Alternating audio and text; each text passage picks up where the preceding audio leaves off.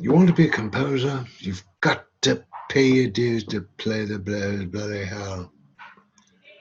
Now, people don't talk about musicianship skills. They just say, jamming, or put it down and lock it in or whatever. But I'm here to tell you the musicianship skills are bloody important. Now, they're the pathway to composition, they are, most of the time. Got to practice, goddammit. Now, I'm going to waltz my way through this here. Now, the pathway to composition is, first of all, you've got to have an inner ear. You've got to hear voices. You've got to have audio hallucinations, at least a little bit. You've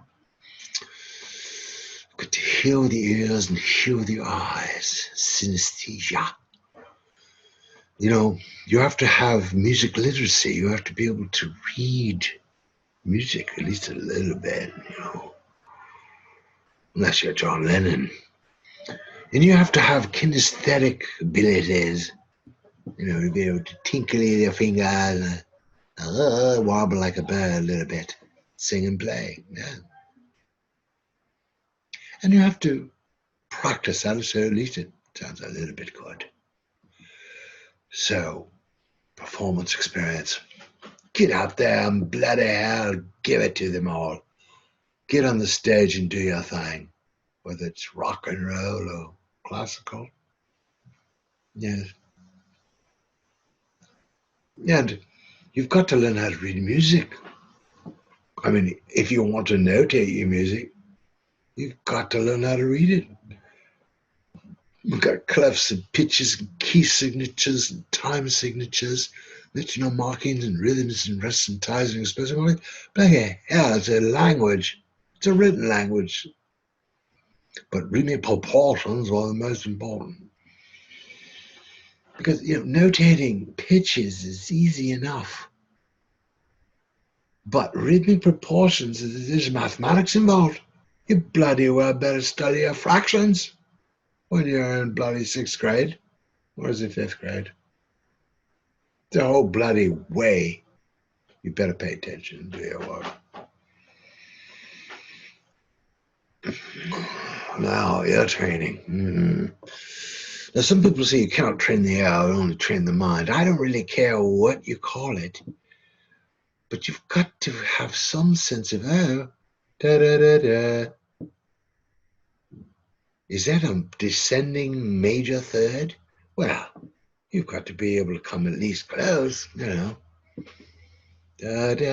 It's ascending major second. Yes. Be able to sing intervals and side singing too. And there's our cute little ear friend with the cochlea and the basilar membrane in the middle there. Got to learn how your ear works. And, a lot of people say you've got to have perfect pitch, but, you just have to have relative pitch. You'd be able to hear tones relative to others, not just in divine and anechoic chamber-like isolation. No. See, that's a C sharp. No, you have to say, no, you play a C sharp, and then you play a G sharp and say, what interval is that? Or what note is the second note if you know what the first note is, yes. So that, you may not have to sit down and do it formally like you would in a music conservatory, but at least sing. Singing will sharpen your ear faster than anything. The physics of sound, well, you don't have to be a bloody physicist, but you should understand the difference between harmonic sounds and noise, and what is the overtone series, and what is the decibel system, which is a system of relative levels of sound. And again, how the human ear works, the anatomy of the ear. The peculiar sensitivities of the air. We hear some frequencies with more sensitivity than others. And such things as critical bandwidth, which would have to do with something like tuning. Can you tune your guitar? Do you know when the two pitches are right spot on? The next thing you have to do is study instruments. It doesn't mean you have to study all of them in terms of how to play them now, but it's a good idea to like play a little bit through a wind instrument and play a string instrument and play a brass instrument and at least get the feel for it. And if you're going to compose, you're going to have to know what they sound like and you identify them at least. And these are divine pictures of instruments from all around the world. We've got the symphonic orchestra in the upper right-hand corner. We have the Indonesian gamelan. They are directly to the left at the top. Collection of string instruments and drums and flutes in the lower left-hand corner and the lower right-hand corner, various stringed instruments. So learn your instruments, how they function, and traditionally how they are written for.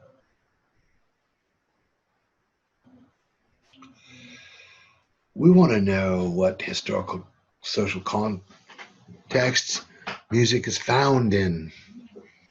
Here you see the DJ electrifying the crowd, Le Grand. This is something rather new. And then you see the rather staid stage of the large concert hall of symphonic orchestra associated with classical music, with the leader, the conductor, standing above all as they all sit at his feet and follow his direction. And you see the juke joint just blowing it down, blowing them all down, and getting down on Highway 61 in Mississippi. And then a gamelan performance, this regal attire on the dancers and the players. So know your music, the music that moves you. You know, no musician exists within a vacuum, so you have a duty to understand where that music comes from. And why does it mean so much to you and to others? Now, music theory. I think the most important thing here about music theory is that it's not just music theory, it's music practice. So if you're going to explore music, you must understand the practice associated with making and playing that music. That's as important as any theory that goes into how one chord moves to the next, or what is a nearby key signature in terms of modulation. This is a most important sentence. A solid foundation of music theory allows the student to look for and identify by means of listening and analyzing how the basic parameters of music, melody, harmony, rhythm, and timbre work together to generate musical space, form, and time.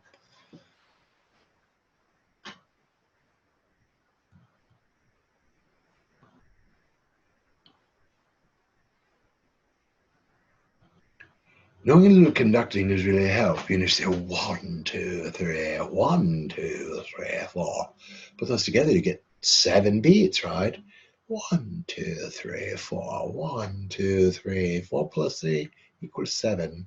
6, 8 we can do in different fashions. You know, 1, 2, 3, 4, 5, 6. These are 3 groups of 2 or 2 groups of 3. 1, 2, 3, 4, 5, 6. This is swinging 6, 8, bloody hell. So knowing how to conduct a little bit means that you understand accent patterns as well. You understand what upbeats are, what pickup beats are, what downbeats are, and where the accents are on the measure. Here's a long list of various meters that you find in music. It's good to read music that has these various meters.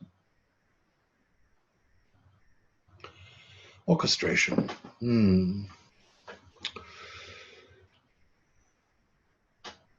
If you're an arranger, it's very, very important to know orchestration well. If you're a film composer,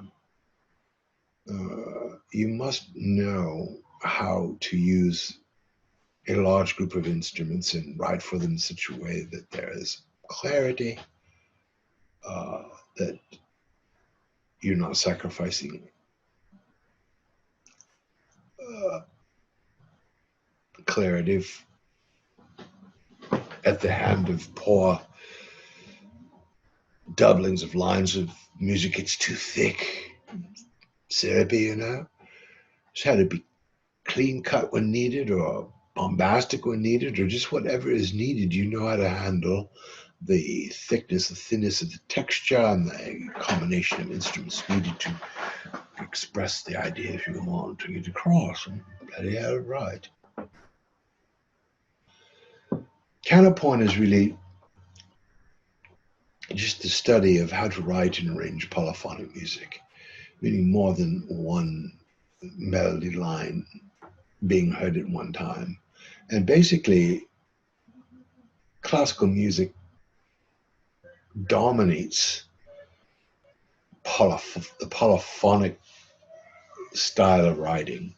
There are very few other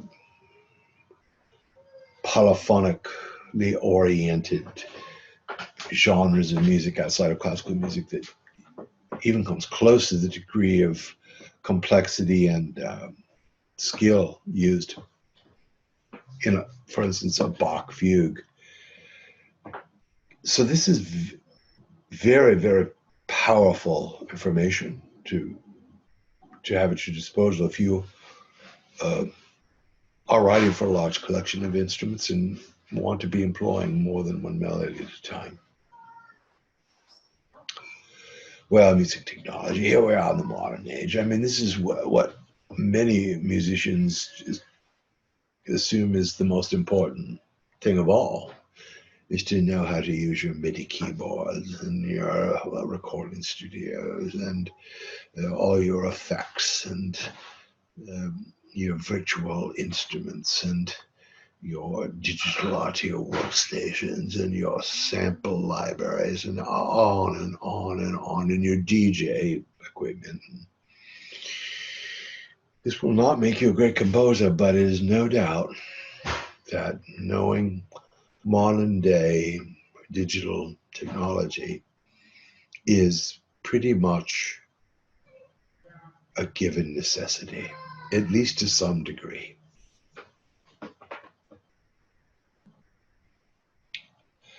So that sums it up. And I'm so glad that you could share this time with me today. And I hope that your understanding has been enhanced and that you feel that with a little bit of knowledge of all these different areas, that if you add them together, you will get something that's greater than the sum of the parts. Have a wonderful life. Bloody hell, lighters. Carry on.